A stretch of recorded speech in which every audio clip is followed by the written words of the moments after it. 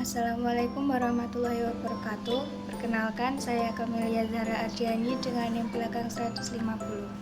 Pada video ini, saya akan menjawab beberapa pertanyaan sesuai pemahaman saya selama mengikuti mata kuliah Tafsir Tarbawi untuk memenuhi tugas UTS.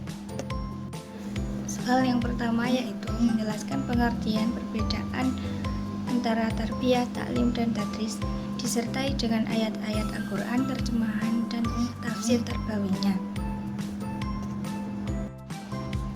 Tarbiyah dalam Al-Quran adalah proses pengembangan, pemeliharaan, dan pendidikan manusia dalam berbagai aspek. Tarbiyah juga dapat diartikan sebagai mendidik, merawat, dan membimbing individu untuk mengembangkan jasmani, akal, dan jiwanya. Contoh ayat Al-Quran tafsir yaitu pada surat Al-Baqarah ayat 31 yang berbunyi Bismillahirrahmanirrahim wa 'allamal adamal asma'a kullaha thumma 'aradahum 'alal malaikati faqala anbi'uni bi asma'i haula'i in kuntum shadiqin, yang artinya, dan dia Allah ajarkan kepada Adam nama-nama benda semuanya. Kemudian dia perlihatkan kepada para malaikat seraya berfirman, sebutkan kepadaku nama semua benda ini jika kamu yang benar. Di situ kata alama dalam bentuk fi'il madhi atau lamar menunjukkan bahwa Allah telah menyelesaikan pengajaran kepada Nabi Adam. Al-asma dalam bentuk jamak menunjukkan bahwa Adam diberikan pemahaman yang luas tentang berbagai nama dan hakikat benda. Makna ta'lim dalam ayat ini menegaskan bahwa Adam sebagai manusia pertama dan belum ada manusia lain yang mendidiknya, maka Allah secara langsung mendidik dan menyadarinya untuk mempersiapkannya berbagai khalifahnya atau pemimpin di bumi. Dan juga Allah sebagai sumber utama ilmu, dan manusia memiliki kapasitas untuk memahami serta menanamkan sesuatu yang menjadi keistimewaan manusia dibanding makhluk lain. Contoh ayat Al-Quran tarbiyah yaitu Al-Fatihah ayat 2. Bismillahirrahmanirrahim. Alhamdulillahirabbil alamin. Berarti pujian yang diberikan karena kebaikan atau sifat keutamaan yang dimiliki oleh yang dipuji. Segala nikmat di alam ini berasal dari Allah, karena dialah sumber segala nikmat. Allah memiliki sifat kesempurnaan, sehingga hanya Dia yang berhak dipuji. Mengucapkan Alhamdulillah bukan hanya pengakuan bahwa pujian hanya untuk Allah, tetapi juga merupakan bentuk memujinya. Rob berarti pemilik, pengelola, dan pemelihara, yang mencakup makna mendidik secara bertahap hingga mencapai kesempurnaan.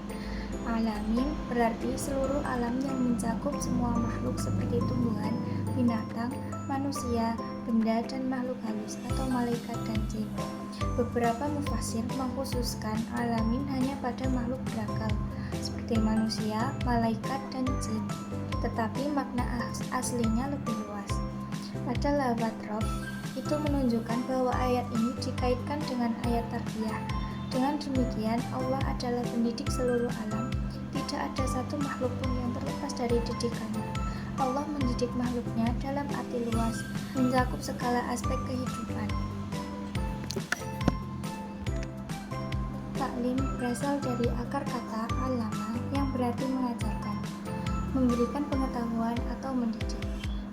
Dalam bahasa Arab berasal dari wazan fa'ala yufa'ilu taf'ilan yang menunjukkan makna intensifikasi atau pengulangan, sehingga ta'lim berarti pengajaran yang dilakukan dengan penekanan atau pengulangan agar pemahaman lebih kuat.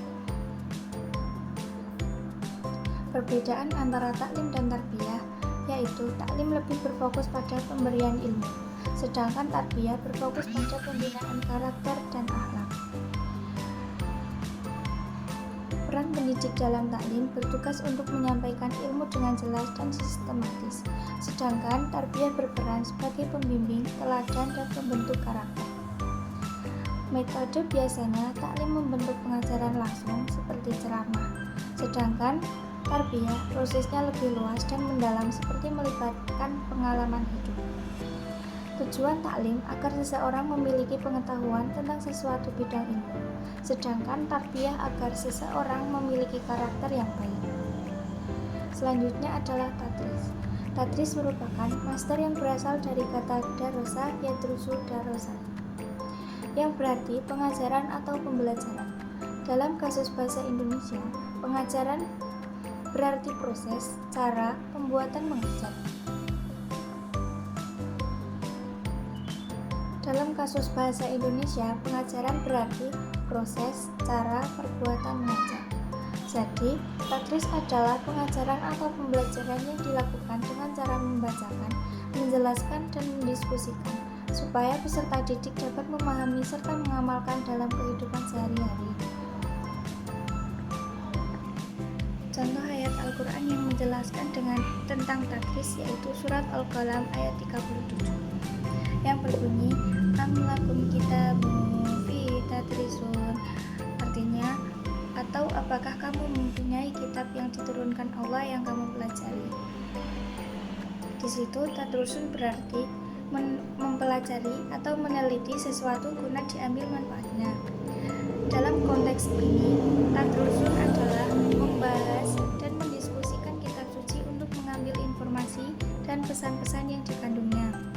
Dalam ayat ini dinyatakan bahwa pendapat atau jalan pikiran orang-orang kafir itu tidak berdasarkan wahyu Allah. Tidak ada satupun dan kitab Allah yang menerangkan hai yang demikian itu. Ungkapan itu dilontarkan kepada mereka dalam bentuk pertanyaan. Apakah kamu, hai orang-orang kafir, mempunyai suatu kitab yang diturunkan dari langit, yang kamu terima dari nenek moyangmu, kemudian kamu pelajari secara turun-temurun, yang mengandung suatu ketentuan seperti yang kamu katakan itu? Apakah kamu memiliki kitab yang semacam itu, yang membolehkan kamu memilih apa yang kamu inginkan sesuai dengan kehendakmu? Ayat ini dikemukakan dalam bentuk kalimat tanya. Biasanya kalimat tanya bermaksud untuk menanyakan sesuatu yang tidak diketahui. Kalimat tanya di sini untuk mengingkari dan menyatakan kejelekan umat perbuatan. Seakan-akan Allah menyatakan kepada orang-orang kafir bahwa tidak ada satu pun wahyunya yang menyatakan demikian. Ucapan mereka itu adalah ucapan yang mereka ada-adakan, dan cara mengada-adakannya yang demikian itu adalah cara yang tidak terpuji. Salah satu nilai yang ada pada tafsiran surat tersebut yaitu dalam melakukan proses pembelajaran harus mengacu pada buku atau sumber belajar, dan sumber belajar harus mendukung pada tujuan pembelajaran. Soal yang kedua yaitu menjelaskan hakikat ilmu dan tujuan pendidikan dalam Al-Quran dengan melafadzkan ayat-ayatnya, terjemah, dan tafsir terbarunya. Hakikat ilmu dalam Al-Quran menekankan penelaahan terhadap fenomena-fenomena alam dan insani dengan menggunakan indera dan empiris, juga membutuhkan penelaahan ini dengan perenungan dan penalaran rasional yang pada akhirnya semua itu jatuh dalam rangkulan agama. Dengan memperhatikan kedalaman dimensi ketuhanan dari fenomena alam dalam kaitannya dengan kekuatan pencipta, Al-Quran menempatkan ilmu yang diperoleh dari indera, empiris, akal, iman, dan takwa sebagai fasilitas manusia dalam rangka penyempurnaan dan pengembangan diri.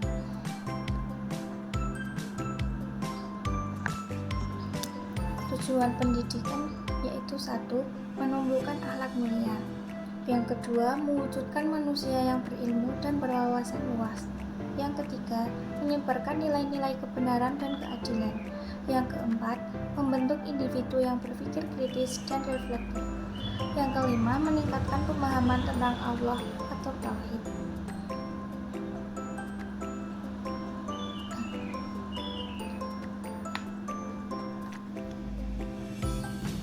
Contoh ayat Al-Quran yang menjelaskan hakikat ilmu dalam tafsir Al-Quran yaitu surat An-Naml ayat 15.